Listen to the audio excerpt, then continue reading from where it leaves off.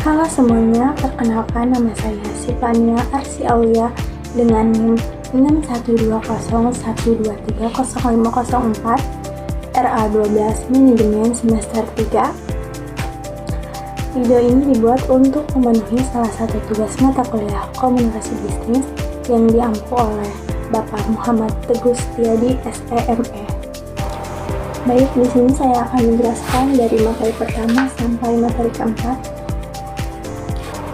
Oke, langsung saja. Materi yang pertama ini ada pengertian dan cakupan komunikasi, ada unsur-unsur komunikasi, ada tantangan dasar komunikasi, ada bentuk dasar komunikasi, dan yang terakhir ada bisnis dalam pandangan komunikasi. Yang pertama, pengertian dan cakupan komunikasi.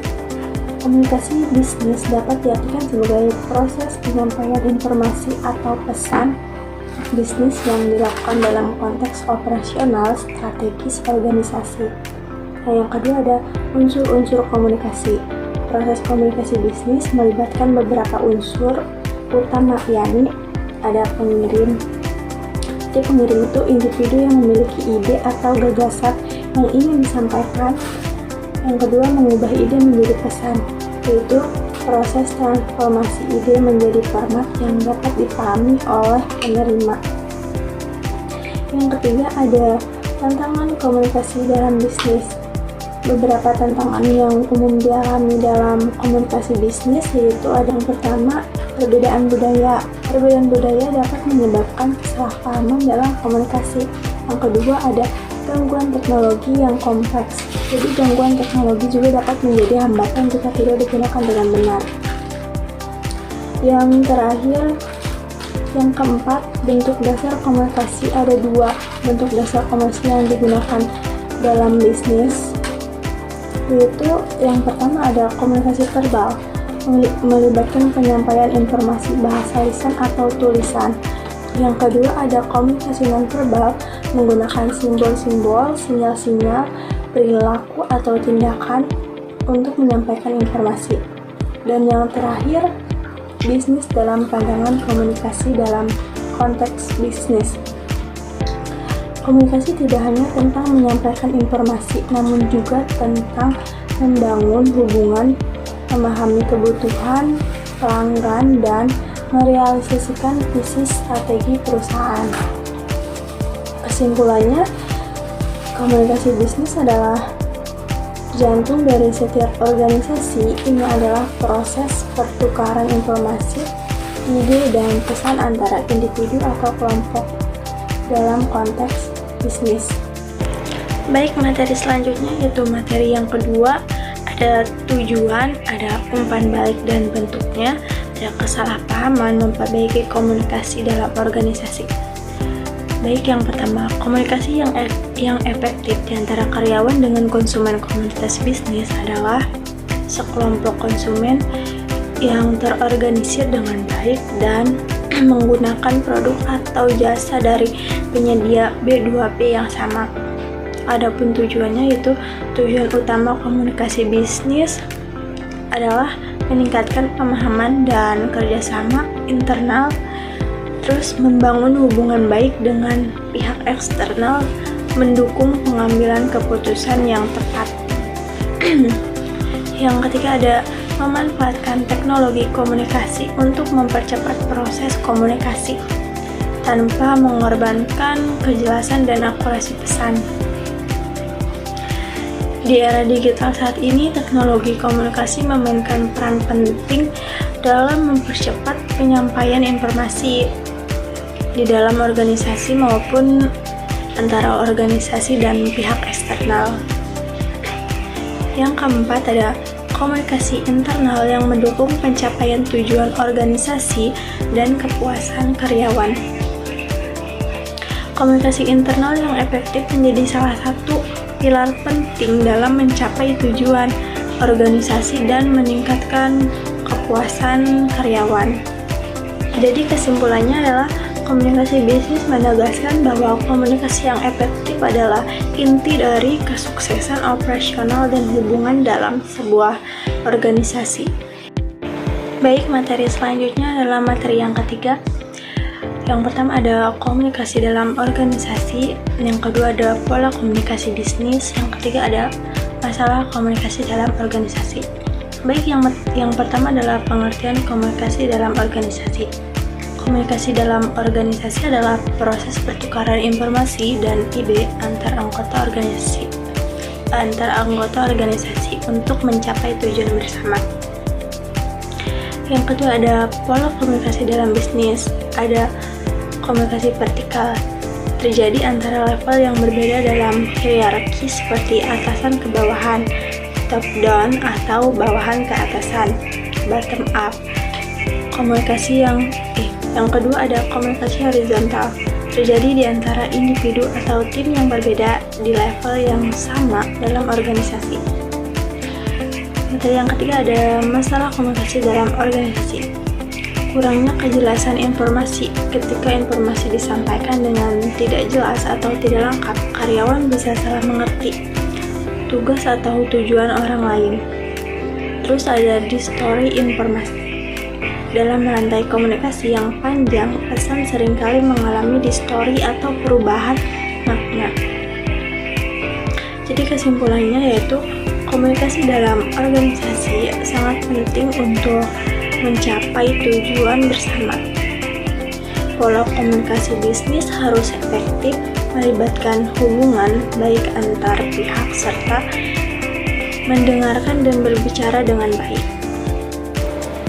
Baik, materi yang terakhir yaitu yang pertama ada komunikasi berdasarkan penyampaian, yang kedua ada komunikasi berdasarkan perilaku, yang ketiga ada komunikasi berdasarkan kelangsungannya, yang keempat ada komunikasi berdasarkan maksud komunikasi, dan yang terakhir ada komunikasi berdasarkan ruang lingkup. Yang pertama yaitu komunikasi berdasarkan penyampaian. Pada umumnya setiap orang dapat berkomunikasi satu sama lain karena manusia tidak hanya makhluk individu tetapi juga makhluk sosial yang selalu mempunyai kebutuhan untuk berkomunikasi dengan sesamanya. Namun tidak semua orang terampil berkomunikasi, oleh sebab itu dibutuhkan beberapa cara dalam menyampaikan informasi berdasarkan cara penyampaiannya. Berdasarkan cara penyampaian informasi dapat dibedakan menjadi dua, yaitu komunikasi verbal lisan yang terjadi secara langsung serta tidak dibatasi oleh jarak, di mana kedua belah pihak dapat bertatap muka. Contohnya kayak dialog dua orang yang terjadi secara tidak langsung akibat dibatasi oleh jarak. Contohnya komunikasi lewat telepon. Yang kedua ada komunikasi nonverbal tertulis. Naskah yang biasanya digunakan untuk menyampaikan kabar yang bersifat kompleks, gambar dan foto akibat tidak bisa dilukiskan dengan kata-kata atau kalimat. Yang ketiga ada komunikasi berdasarkan perilaku komunikasi. Merupakan hasil belajar manusia yang terjadi secara otomatis sehingga dipengaruhi oleh perilaku maupun posisi seseorang. Menurut perilaku komunikasi dapat dibedakan menjadi yang pertama ada komunikasi formal, komunikasi yang terjadi di antara anggota organisasi atau perusahaan yang tata caranya telah diatur dalam struktur organisasinya, misalnya rapat perusahaan, konferensi, seminar, dan sebagainya. Yang kedua ada komunikasi informal, komunikasi yang terjadi dalam organisasi atau perusahaan yang tidak ditentukan dalam struktur organisasi dan tidak mendapatkan pengakuan resmi yang mungkin tidak berpengaruh terhadap kepentingan organisasi atau perusahaannya, kabar burung, desas-desus, dan sebagainya. Yang ketiga ada komunikasi nonverbal, komunikasi yang terjadi di antara komunikasi yang bersifat formal dan informal, yaitu komunikasi yang berhubungan dengan pelaksanaan tugas pekerjaan organisasi atau perusahaan dengan kegiatan yang bersifat pribadi anggota organisasi atau perusahaan tersebut. Misalnya kayak rapat tentang ulang tahun perusahaan dan sebagainya. Yang keempat ada komunikasi berdasarkan kelangsungannya. Berdasarkan kelangsungannya, komunikasi dapat dibedakan menjadi yang pertama ada komunikasi langsung. Proses komunikasi dilakukan secara langsung tanpa bantuan perantara orang ketiga atau media komunikasi yang ada dan tidak dibatasi oleh adanya jarak. Itu contohnya kayak percakapan antara dua orang atau lebih yang mana mereka berada pada tempat dan waktu yang sama. Yang kedua ada komunikasi tidak langsung. Proses komunikasinya dilaksanakan dengan bantuan pihak ketiga atau bantuan alat-alat media komunikasi. Contohnya kayak komunikasi melalui telepon, internet, dan lain-lain. Yang kelima ada komunikasi berdasarkan maksud komunikasi.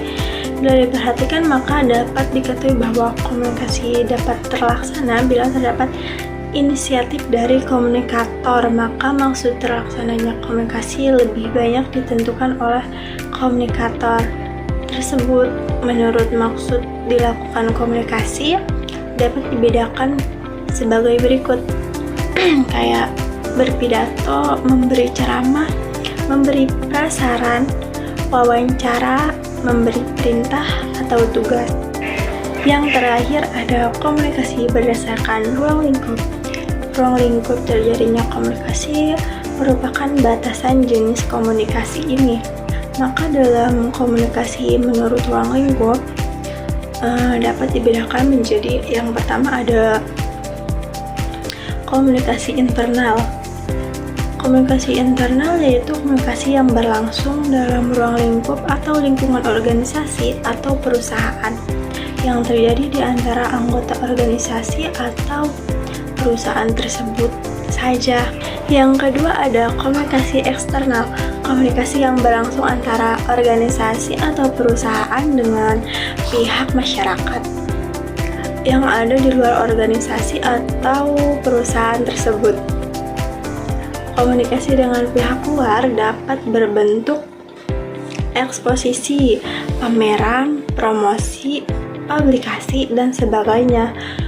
Terus ada konferensi pers, ada siaran televisi, radio, dan sebagainya, bakti sosial, pengabdian pada masyarakat, dan sebagainya.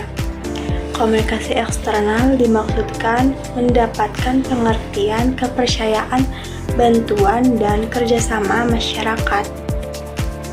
Jadi kesimpulannya, komunikasi merupakan aktivitas dasar manusia. Dengan berkomunikasi, manusia dapat saling berhubungan satu sama lain, baik dalam kehidupan sehari-hari seperti dalam kehidupan berumah tangga, kehidupan bermasyarakat, seperti di tempat-tempat umum, seperti pasar, sekolah, stasiun, dan lain-lain.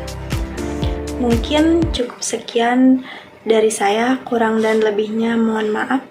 Wassalamualaikum warahmatullahi wabarakatuh. You can do it!